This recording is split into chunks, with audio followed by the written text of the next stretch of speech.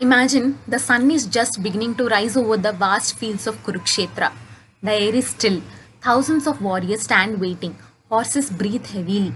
Flags flutter in the morning wind. The entire world seems to be holding its breath.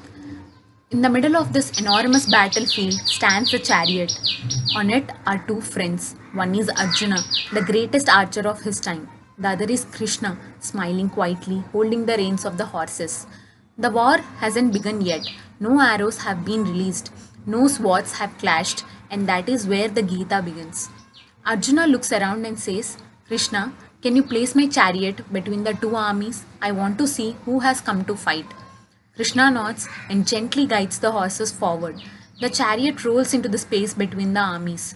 Then something unexpected happens. Arjuna doesn't see enemies, he sees people. He sees his grandfather, his teachers, his cousins, his friends, people he laughed with as a child, people who blessed him, people who taught him, people he once loved. Suddenly, the war is no longer a battle between good and evil. It becomes a battle inside his own heart. His hands begin to shake.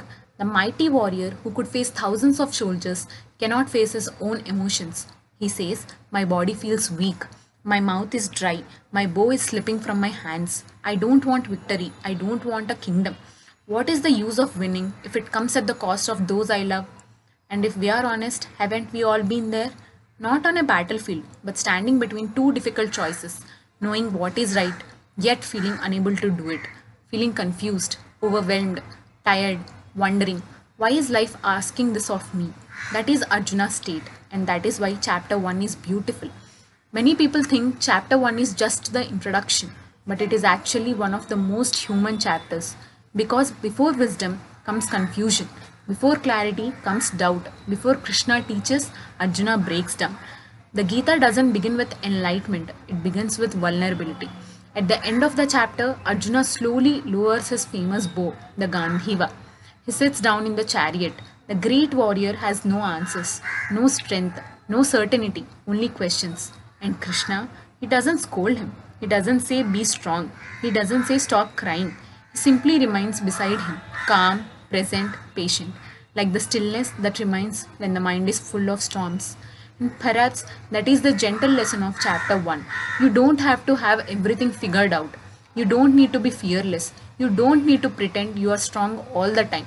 Sometimes the first step toward wisdom is simply admitting, I'm confused, I need guidance, I don't know what to do.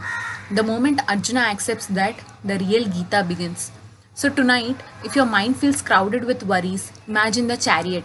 Imagine Krishna quietly holding the reins.